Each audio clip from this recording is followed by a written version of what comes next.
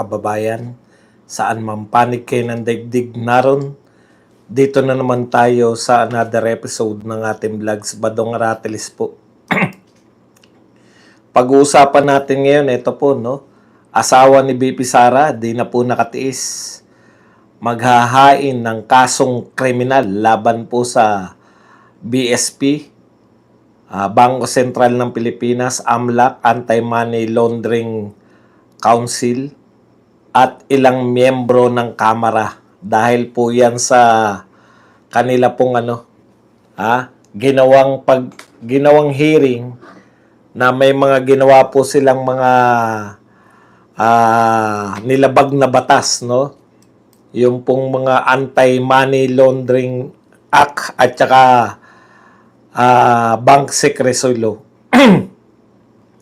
Okay naman ba yung sounds natin? Mag-1 lang po kayo dyan.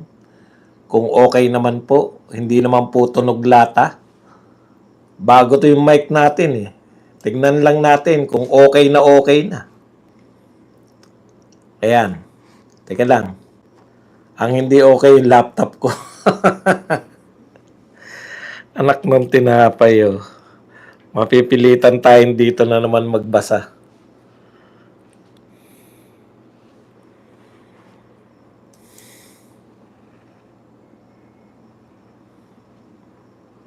Paano nyo naman nalaman na DJI? DJI nga, kaya lang. Teka lang ha. Hindi gumagana tong ating ito pong ating laptop naghang. Saglit na saglit lang. Okay. Sisimulan na rin po natin yung kwentuhan kahit pa po hindi siya gumana.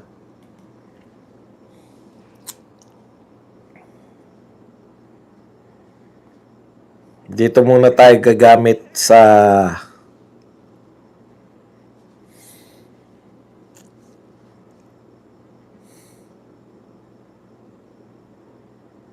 okay, natutuwa po ako kasi kayo rin, 'di ba? Marami po nagsasabi sa inyo. Kanina kada program po natin mula po nung binakbakan ng Kamara itong si BP Sara. Marami po ang nagsasabi sa inyo na pwede bang magreklamo? Pwede bang magsampa ng reklamo si BP Sara laban sa mga to? Eto nga po, magsasampa na po bukas, Lunes, kasi wala po ngayon, Linggo ngayon. Magsasampa na po bukas ng kanyang reklamo. Ito pong asawa ni BP Sara na si Man Scarpio. Magandang gabi po sa vlogger na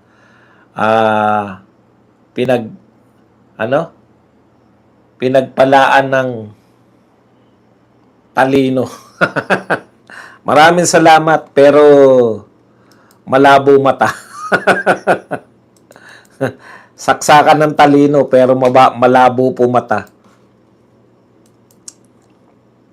Pag-usapan din po natin, ito po, mukhang napasama po yung pag-alok nito ni Bernardo ng halagang 1 billion bilang restitution. Imaginein po ninyo, very willing po, no? Very willing pong magsoli si Bernardo ng 1 billion para po siya maging star witness. Ang question po dito, magkano ba yung binibintang mo? Star witness ka labang kay Ramon Revilla. Ang binibintang po kay Ramon Revilla, tignan niyo po Hindi ko po sinabi na walang kasalanan si Ramon Revilla. Malamang, may binibintang, di ba? Hindi naman tayo korte. Pero, eto po, yung pong state witness laban kay Ramon Revilla, magsosoli ng halagang 1 billion. Imagine niyo. Magkano ba yung pinagbibintangang diniliver kay Ramon Revilla? Wala pa pong 500,000 500 million pala. 1,000 tuloy. 500 billion. Wala pa pong 500 billion. Billion pala, no? Ay, million pala. Nalilito na ako. Wala pa pong 500 million yung binibintang na diniliver kay Bong Revilla. Pero yung state witness po laban kay Bong Revilla, handang magsoli ng 1 billion. Parang yung ano lang yan eh, parang yung witness laban sa mga tauhan, yung boss nila, di ba? Yung sa kaso ni Alcantara, siya yung witness laban sa mga tauhan niya. Saan ka nakakita yung boss mo mag-witness laban sa tauhan? Grabe, no? Only in the Philippine court papayagan natin na maging state witness yung mga boss para idiin yung kanyang mga tauhan. Yan. Tapos ito po.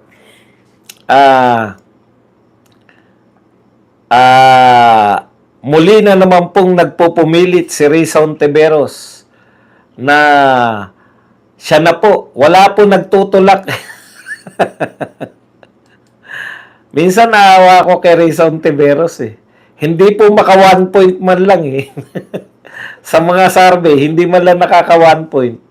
Tapos, presentado po siya na mag-presidente. Wala naman po nagtutulak sa kanya para maging presidente.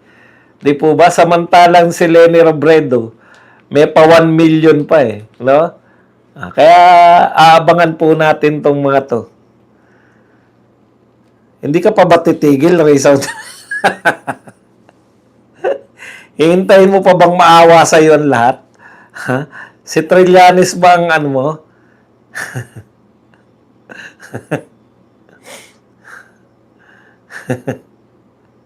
Okay.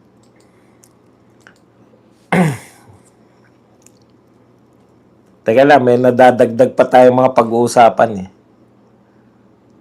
Ang tindi ni Redon, ang ingay ni Redon.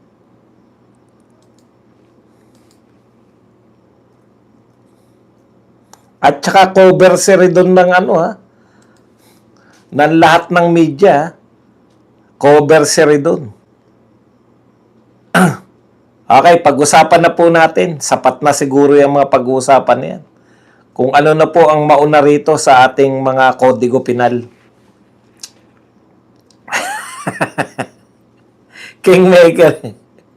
Kingmaker niya si Trillanes na hindi manalo sa Caloocan. Kumpiyansa si Bicol Party List Representative Terry Ilong Redon na makukumbinsi ang senador na may batayan ng impeachment complaint. Sabi ni Redon, no, sinagot niya yung ano ko eh. Depende sa ilong ni Redon, sabi ko. Sa ex. Sabi niya, mas malaki pa raw ilong ko sa kanya. Talaga ba? Talaga ba mas malaki ilong ko kay Redon? Hindi ko ma-imagine na mas malaki ilong ko.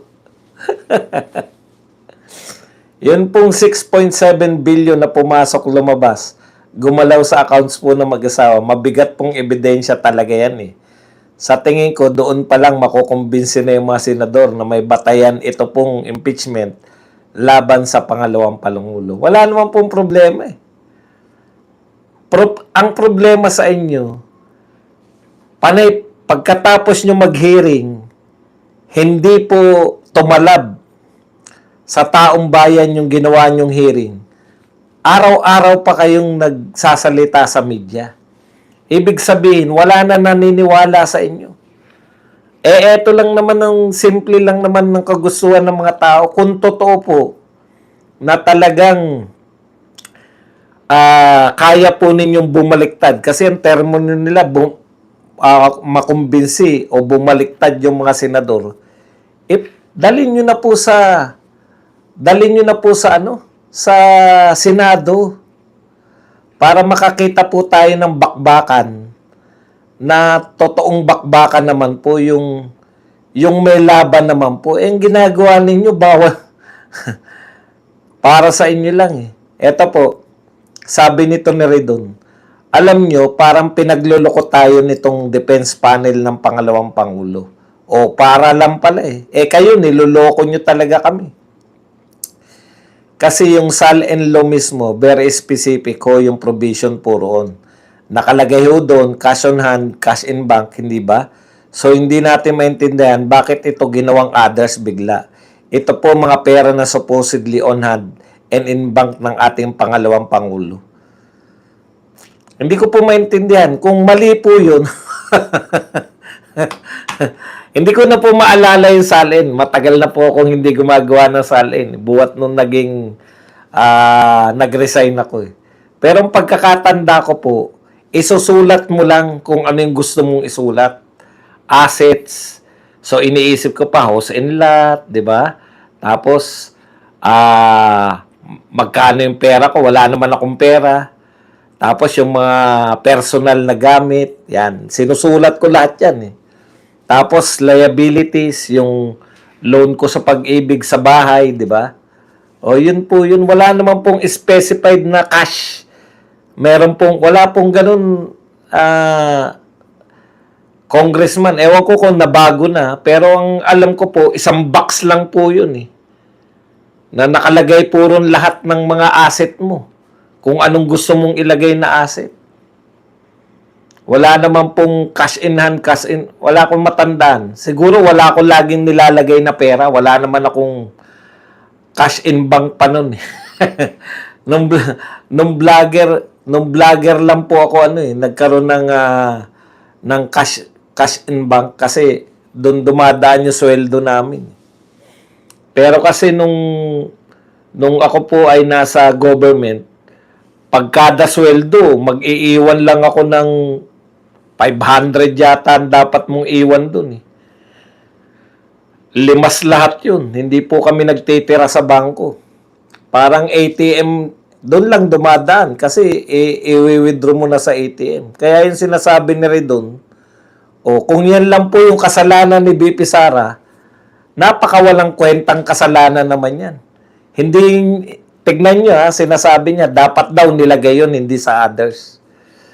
Di po ba walang kwentang kasalanan yun kung nilagay mo sa others? Yun lang. Hindi siya nagnakaw.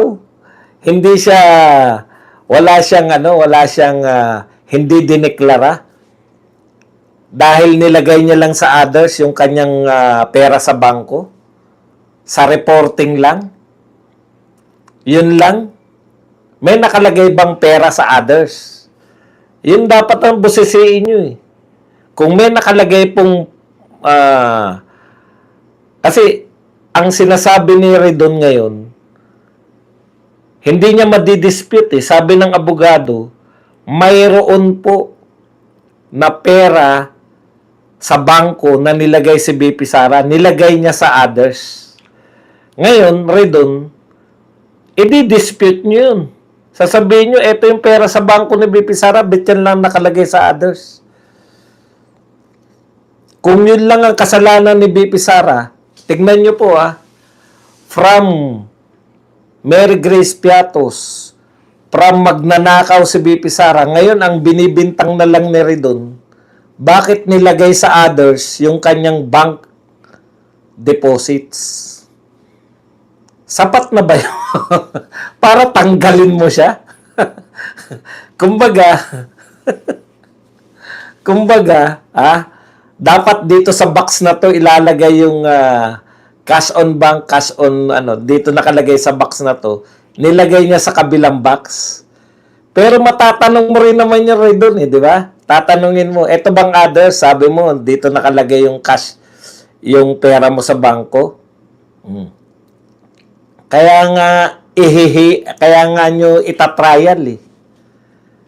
Patutunayan nyo ngayon na may pera sa bangko si BP Sara tapos hindi niya dinideclare. Sabi niya nga sa others eh. Yun na lang ang kaso ngayon ni BP Sara. Wala na yung ninakaw niya yung mga 10,000 binigay kay Mary Grace Piatos, ninakaw niya yung 10,000 binigay kay Pepito Manulunglong. Wala na yung 10,000 ninakaw niya na so, hindi natin alam kung magkano yung mga napapansin niyo po, hindi po nila nilalagay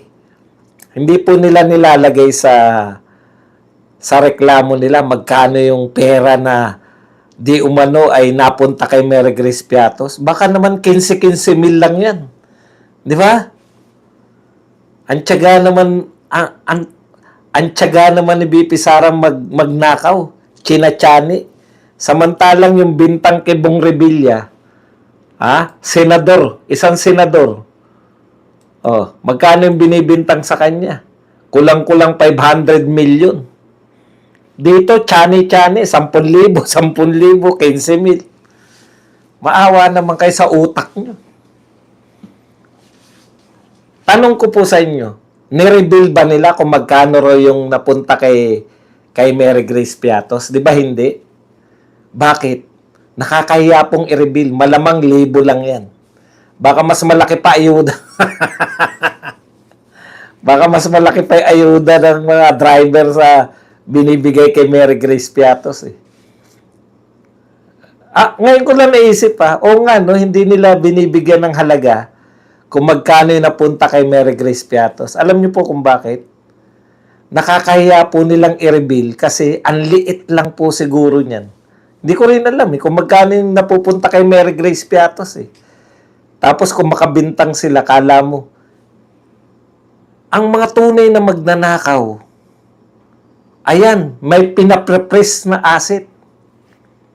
Ilang bangko yung naka-freeze yung asset. Si Martin Romualdez, hindi ko sinabi magnanakaw. Ang sinabi ko yung tunay na magnanakaw.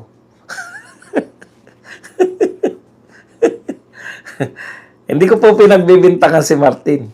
Kasi hindi lang siya simple magnanakaw. Super yan eh. Ang pinag-uusapan na yaman, mga mansyon sa Forbes Park. Tapos eto, ano po yung napapansin natin ngayon? Nakatutok na lang sila sa bilyon sa AMLAC. Ang dami na po nagpaliwanag eh. Lahat siguro ng magagaling na tao, narinig nyo na yung paliwanag. Na yung AMLAC na yan, wala pong yung bilyon po sa AMLAC, hindi po totoong bilyon ng pera niyan. Bobo ka na lang kung inaakala mo na bilyonarya si BP Sara. Tagal mo nakatutok. Tutok na tutok ka sa lahat ng social media, nakikipagbalitaktakan ka sa mga taong hindi mo kilala. Tapos, maniniwala ka pa rin na si BP Sara, bilyonarya. Saan kinuha ni BP Sara yun? Okay. Teka lang. Punta na po tayo kung ano na lang po yung pagkakasunod-sunod hanggang makarating tayo dyan kay Mans Castro.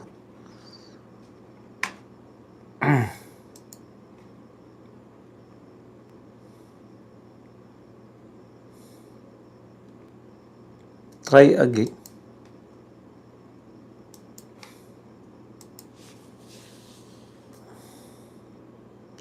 Okay.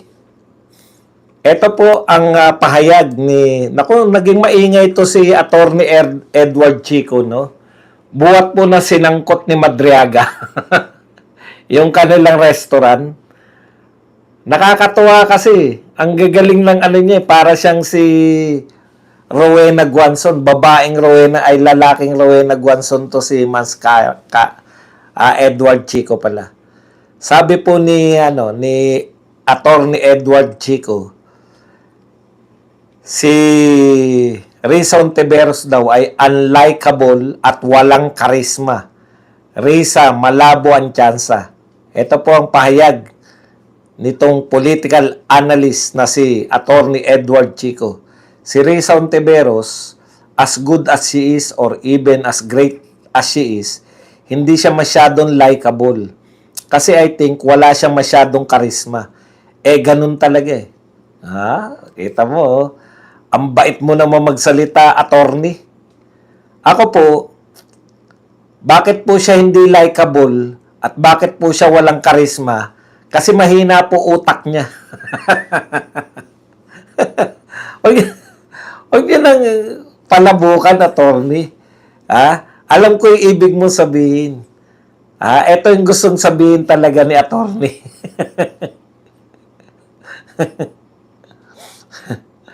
Okay. Ito kasi dilawan din to si attorney. Ako tingin ko simple lang, sabi ni attorney Chico. Kung sino yung pinakamataas ang showing sa survey, yun dapat ang kandidato. Hindi si Risa yun. Si Risa Ontiveros, as good as she is, hindi naman binibili yung karisma, di ba? Something you're born with. Ayun, wala kang kakarisma. At tuluyang pong nawala yung karisma niya nung siya po ay nalink dito sa pangit na si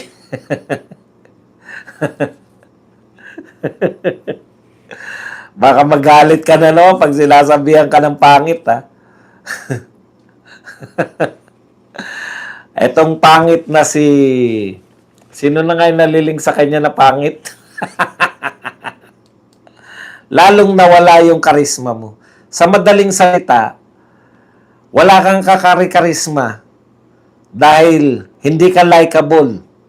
Malabo ang tsansa mo.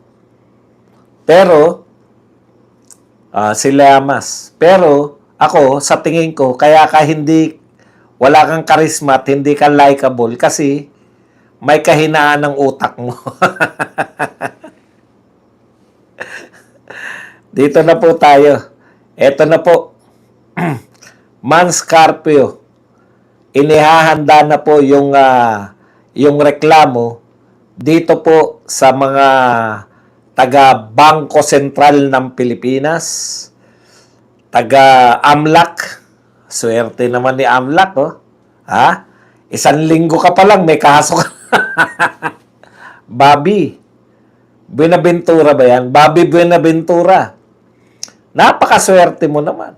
Isang linggo ka pa lang, nakarating ka na kagad sa bagong-bago ka palang AMLAC director o kung executive director ng AMLAC, bagong-bago ka pa lang. Nakarating ka na kagad sa hearing ng Senado. Ngayon, pangalawang linggo mo pa lang, may kaso ka na agad. Bukas, Bobby, may kaso ka na. Sasampahan ka na ng kaso sa Quezon City. Doon yun sa may pinagsampahan ng kaso kay Tatay Digong. Kung wala lang kaming birada, masarap mag-abang doon, no? Anong oras kaya pupunta si Mans Castro? Sana magpasabi para meron tayo, naroon tayo. Bobby, ang swerte mo naman. Isang linggo ka palang director ka na, nakarating, isang linggo ka palang director, bida ka na kagad sa hearing. Teka lang, napag-usapan po yung hearing. Napansin nyo ba, hindi na po nila nababanggit man lang? Hindi na nila nababanggit, no? Si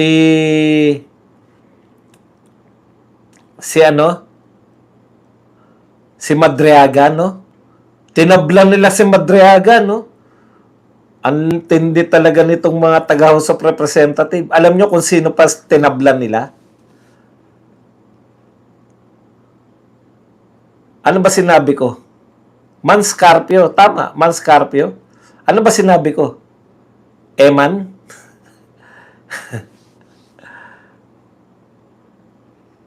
Tinablanan nila si Madriaga, no? Parang wala na yan. Pucha, sinungaling pala yan. Mans Castro. Mans Scarpio po. Thank you very much po sa mga nagtatiyan ng mga concern. O, di ba? Auntie Claire, dapat pag kinokorek kayo, magpasalamat kayo sa nagko-correct dahil concern sila sa sinasabi nyo. Mga tao lang tayo nagkakamali. Pucha kayo, nagkamali na. Pinangangatawanan nyo pa na hindi kayo nagkamali. Man Scarpio. Ano na nangyari kay Madriaga? Wala na lang? Ang bida na lang, AMLAC? Ngayon, kakasuhan na kayo.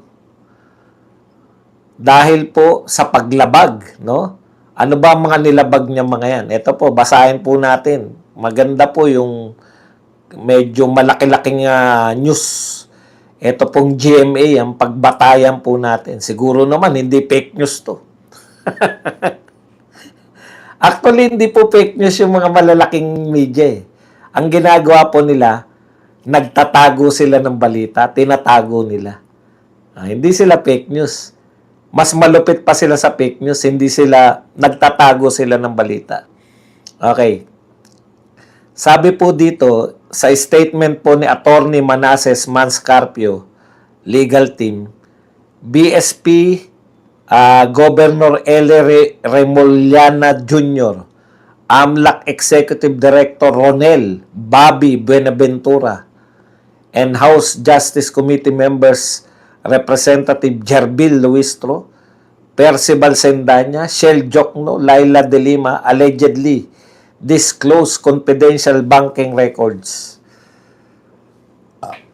Kita po ninyo, yung araw-araw na nag-iingay si Redon at saka si Chua, hindi po nireklamo. Paano marunong sila? Hindi sila nagdi-disclose, di ba? Ng bank record, bank account. Bumabanat sila pero marunong silang mga abogado. Abogado sila na wais. Kita mo, hindi sila nareklamo. Kasi, ang problema nitong mga to, si Jerbil Luistro, siyempre, dapat kasama yan. Kasi siya ang may pakananan lahat eh. Ang malupit dito, si Percival Sendanya. Wala ka nang tinanggap na maleta. Kasama ka pa sa kakasuhan. Tabingi kasi utak mo eh. Percy. Ito naman si Shell Jokno tsaka si Laila De Lima, naturing ang mga abogado, kulang din ang kakayahang mag-isip.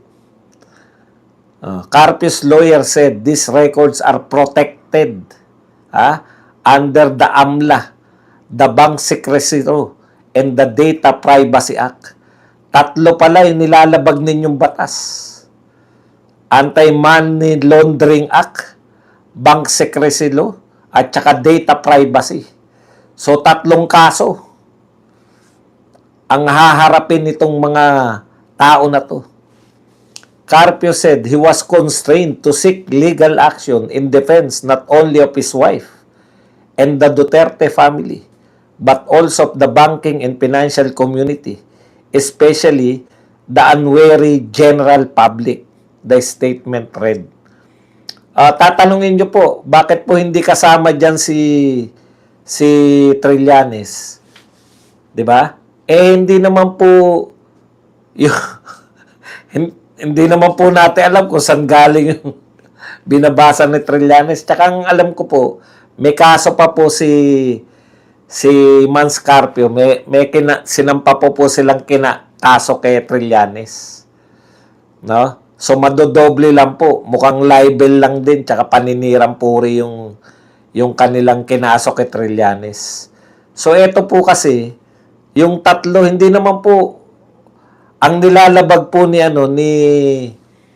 Trillanes, hindi po dun sa anti-bank secrecy law kasi wala naman silang hawak na bank account ni BP Sara. Hindi rin sa AMLA kasi hindi natin alam kung saan galing yun eh. Yung kanyang mga binabasa. Pero kung kaso po ng libel, alam ko, kinasuhan na po yan ni Manscarpio. Manscarpio. Ito po ang pahayag pa ni Manscarpio. Congress itself enacted Section 8A of AMLA prohibiting disclosure in any manner of any reports of banks submitted to AMLAC. Pinagbabawal po na i-disclose. Nauto si Bobby. Ang tapang. Siguro tuwan-tuwa siya. Uy, panoorin niyo ako. Nasa TV ako. Nasa TV ka. Sige, yari ka ngayon. Dinig niyo ba ako? Naririnig ba o itataas ko pa tong mikropono? Mag-1 lang kayo kung okay na. Kasi baka sumabog yung ano. Pero bago na kasi tong ano eh. Bago na tong ang aking mikropono. Siguro naman maganda na to. Oh. DJI mic na to eh. Okay. So okay na yan. Huwag na masyadong malapit.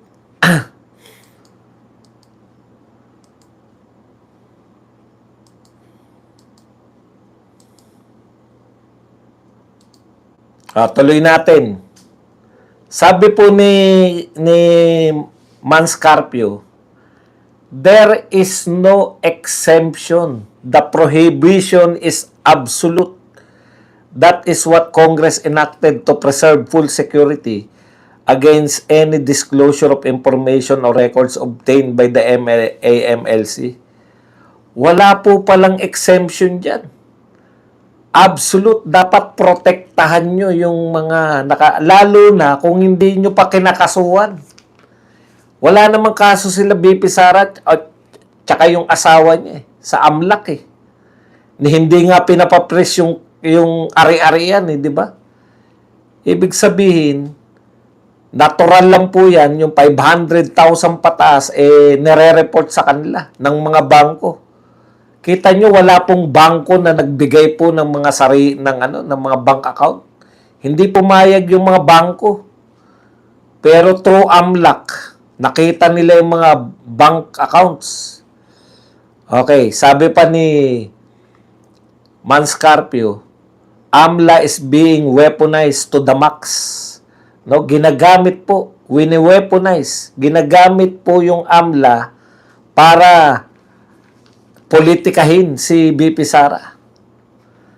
Even if illegal and contrary to law for pure black propaganda with a view to the 2028 national election. Ginagamit daw po yung AMLA para po mag-black propaganda laban kay Inday para sa 2028 election. Okay. As far as the House Committee on Justice is concerned, the proceedings cannot be considered Ito naman po ang pahayag naman nito ni Laila de Lima. Hindi raw po yun violative. Hindi raw po sila lumalabag sa batas. Sabi mo yan. Kasi sa totoo lang, hearing lang po yan. Justice Committee lang po yan. Kaya nga po kayo nirereklamo ni BP Sara. Ngayon, dahil sa ginagawa nyo, kayo po ang pag hindi po nakarating sa Senado, itong impeachment, tingin ko sa hina po ng kanilang kaso. Ang tantyakot, sinasadya na lang nilang isabotahe. Kasi, pag nakarating po yan sa Senado, matatalo lang sila. Kaya ang best way po nila para hindi po sila nakakahiya, palabasin po, hamunin nila ng hamunin yung Supreme Court para yung Supreme Court maglabas po ng kanila pong pasya na lumalabag sa batas itong House of Representatives. Sa ganun, hindi po sila mukhang natalo. Kasi, pwede pa silang umangal. O yan, nakialam na naman yung Supreme Court. Sa tingin ko po, sinasadya. Kasi, eto po ang mga pronouncement nila. Ang laki ng ebidensya ni BP Sara para siya matanggal sa pwesto. Ang bigat pala ng ebidensya nyo. Bakit hindi nyo padalin sa Senado? May pangatlo pa kayong hearing. Kung ang purpose po ninyo, siraan po si BP Sara, hindi po tumatalab. Number 1 pa rin po si BP Sara. Kung yan ang purpose ninyo. Kung ang purpose po ninyo ay matalo po si BP Sara, sino makakatalo sa kanya? Si Risa Ontiveros? Si Leni Robredo? Una, kukumbinsin nyo pa si Leni na tumakbo. Pag nakumbinsin nyo si Leni, magsasabog na naman niya ng, alam nyo na, kalutangan. Diba? Simple lang po itatanong namin kay Leni. Ano nagawa mo sa Naga? na pwede mong ipagmalaki para kaiboto para maging presidente ng Pilipinas. Maliit na syudad lang yan. Hindi pa lalawigan yung pinamunuan mo. Syudad pa lang. Ano ang pwede mong may pagmalaki? Nakikita namin Simpleng Creek, kinakailangan mo pa ng Pangulo ng Pilipinas Kaya yan, ligtas niya na rin yung sarili niya sa kahiyan. Kasi yan po ang tatanungin sa kanya. Ano ba nagawa mo sa Naga City na napakaliit kumpara sa Pilipinas para para ipagmalaki mo na magaling kang pinuno? Wala pa rin naman siya. Alam niyo kung bakit ko natitiyak na wala naman siyang ginagawang kakaiba sa Naga? Kakampi niya po lahat ng media.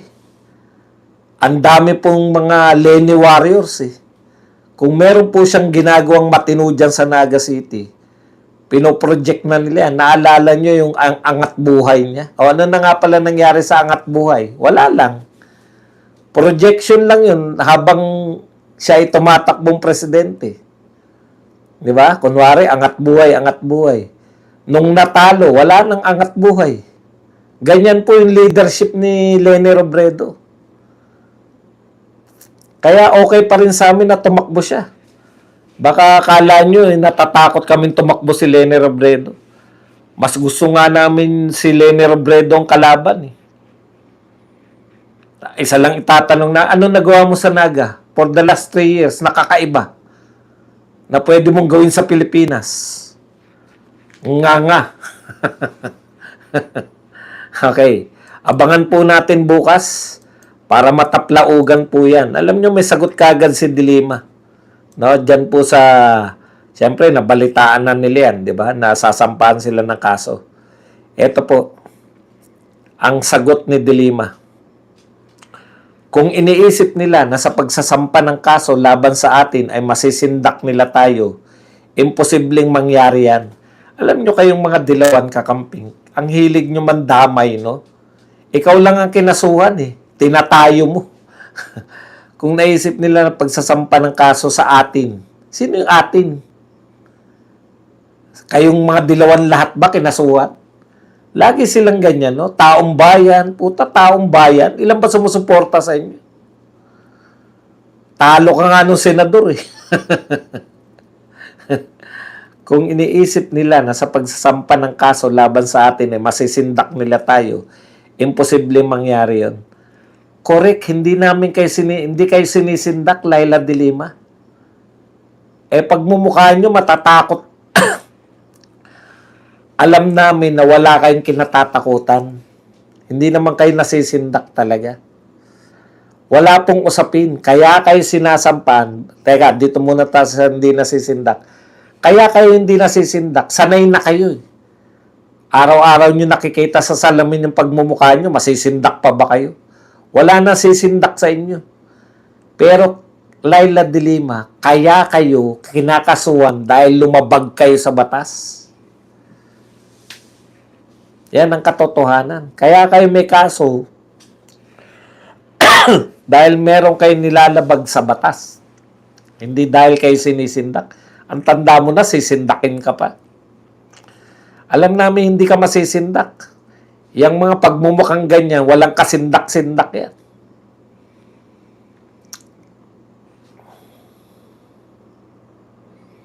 Risa, handa nang maging pambato ng taong bayan. Taong bayan na naman. Puta, ilang ba sumusuporta sa'yo? Taong bayan ka ng taong bayan. Pero masakit, mukhang hindi pa handa ang taong bayan na sumuporta sa kanya. Ang tsaklap. Handa ka na. Risa Ontiveros, handang-handa na siya, di ba? Ang tanong, yung taong bayan ba handa na?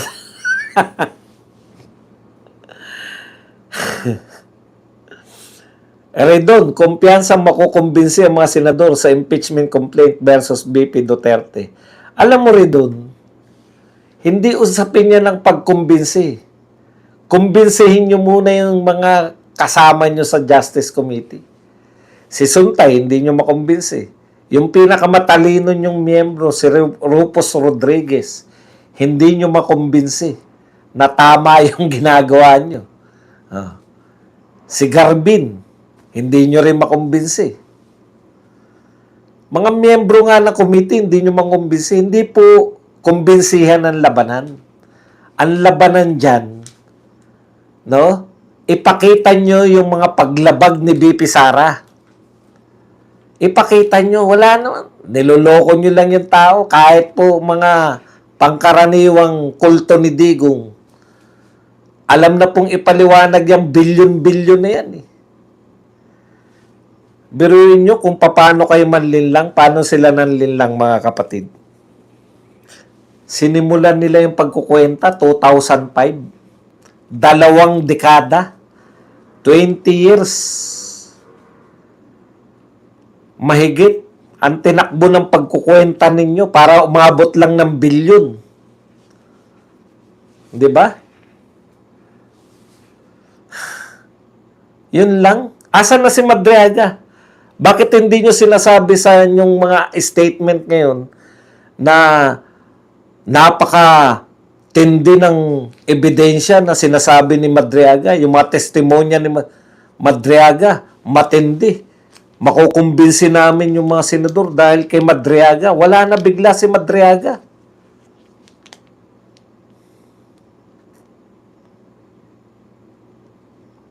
Dito na lang tayo sa bilyon ng AMLAC. At dahil sa ginawa nyo sa AMLAC, malakas po. Marami na po nagsasabi, hindi po namin mga kakampi. Naririnig ko po dyan sa mga broadcast. Pag nakita po ng Supreme Court, hindi po mangingimi ang Supreme Court dahil tungkulin ng Supreme Court na magsabi kung ang ginagawa ng isang tao o isang institusyon ay labag sa batas o hindi. Yun lang po ang trabaho ng Supreme Court. Tagatingin kung lumalabag sa batas ang mga institusyon o kung sino man yung taong nireklamo sa kanila. Marami lang masyado pa yung kinakaharap ngayon ng Supreme Court. Pero sa bagal ninyong magpasa niyan sa Senado, mauunahan pa kayo ng Supreme Court. Hindi kasi nila maitawid eh. Ngayon naman, bago na naman, yung NBI naman ang gagamitin nila. Napatutunayan nila, may death threat si BP Sara. Paano nyo mapatutunayan na yung iniisip lang ni BP Sara, sinabi niya lang, may kondisyon, conditional eh. Pag ako natigok, o kaya yung iniisip niya, yung ba yung sarap pugutan ng ulo dahil iniisip niya yung sarilo-rilo? Yun na yung kaso nyo kay BP Sara. Kay Donald Trump, binabaril talaga si Donald Trump. Tapyas yung tenga, malikot lang si Donald Trump eh. Kung hindi malikot, tigok na yun eh. Sakto eh. Sa kalikutan. Ganun po. Ang totoo. Pwera na lang kung ilalabas nyo si John Wick. Kung meron kayong testigo, ako po si John Wick. Ako po yung kinontak. Yung mga 6.7 billion, lahat po ng mga Duterte supporters na nanunood, mga Duterte supporters po na may sinusuportahang Duterte vloggers, alam na pong ipaliwanag yan 6.7 billion na yan na naglabas-pasok. Huwag niyong akalain na sa inyo lang nagmumula yung impormasyon. Congressman Redon. Kung inaakala mo na mabobola niyo yung mga tao dahil labas kayo ng labas sa media, tanungin niyo yung media kung may naniniwala pa sa kanila.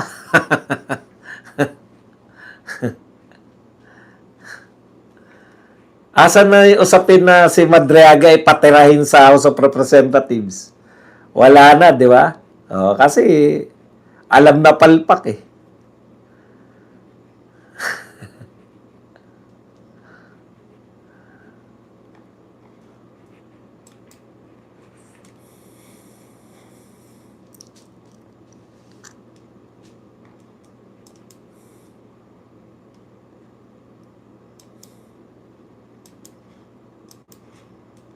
Teka lang, bago tayo magtapos, tinitingnan ko lang muna kung meron pa ba.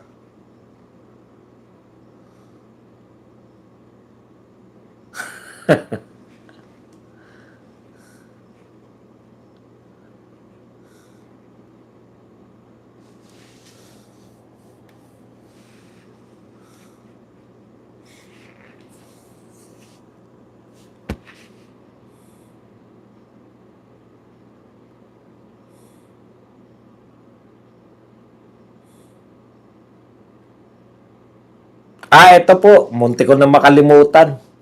Sabi ko ayokong bumitaw eh. Meron pa ako isang topic. Ito lang po, yung huli na lang. Ito po si Bernardo. 1 billion restitution. Kino-question po to ng mga abogado ni Ramon Revilla. Ang punto po nila, 1 billion, napakalaki naman ang inaalok na restitution. Tignan niyo po yung pong binibintang nila kay Bong Revilla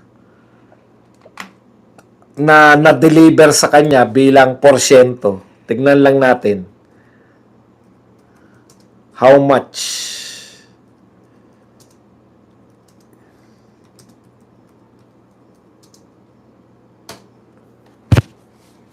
Tignan natin kung magkano yung Ito, 125 nung 2024 at saka 250 nung 2025 February at 125 ulit nung March 2025. So ang na-deliver di umano kay Ramon Revilla ay 300, 500, 250 plus 250, 500, sakto. 500 million pesos. Yan po ang deliver. Ngayon, yung tumitestigo laban sa kanya, magsosoli, nag-aalok na magsoli na 1 billion. Imagine niyo. 1 billion yung isosoli ni Bernardo. Yung tinitistiguhan niya, ang kabuang bintang ng wala po akong pakailam, hindi po natin kapartido yan. Kapartido ni Martin yan, si Bong Revilla. No? Yan po ay lakas, CMD. Tumakbo po yan under kay Marcos. Ang problema kasi dito sa mga Marcos na to, porket nakakulong si Revilla, tinatanggi na nila. Pinagbibintangan ng mga DDS. Hindi po DDS yan si Ramon Revilla. Nakakita lang kayo ng picture ni VP Sara at saka ni Tatay Digong kay Revilla, DDS na. Kailanman hindi po naging DDS yan si Ramon Revilla. Kakampi po yan ni Marcos. Ngayon, 500 lang eh. Kahit ako, ang abogado ni Revilla, ang state witness laban sa akin, magsosoli ng 1 billion. Ang binibintang nyo sa akin, 500 million lang. Ibig sabihin yung nag-witness laban sa akin, mas malaki yung isosoli. Isosoli yun Hindi po yan yung buong ninakaw. Alok lang yun na isosoli. Ibig sabihin, mas marami pa pong malamang hindi lang po 1 billion yung napunta kay Bernardo kasi very willing siya magsoli ng 1 billion. Kahit po ako abogado, kukwestiyonin ko talaga yun. Paano nangyari state witness laban sa akin? Mas malaki pa isosoli kaysa binibintang mo sa akin. Kaya nga po ang tanong kay Bernardo ng baka siya yung mastermind. Alam niyo po, ito talaga, ito pong pangyayari na to, sa lawak po, sa tingin ko wala talagang yung isang ang nangyari rito, merong pinaka-mastermind, pero maraming dahil open, parang open Open magnakaw lahat Walang sisita dahil lahat magnanakaw eh. Kanya-kanyang nakaw ngayon. Nakita po nila, merong isang malaking sindikato na binubuo ng 3 katao, pangkalahatan, pero meron pa pong mga humihirit. Teka muna, mukhang wala naman sumisita sa kanilang lahat. Tira na rin tayo. Alam niyo yung nangyari? Kanya-kanyang nakaw. Kaya po lumaki. Paano hindi lalakas yung loob nila? Wala namang pumipigil sa kanila. Alam po nila lahat, yung matataas na tungkulin, lahat magnanakaw. Puta, bakit tayo papa-under dyan sa mga yan? Kanya-kanya na tayong nakaw. Kanya-kanya tayong gawa ng paraan. Hindi po siya isang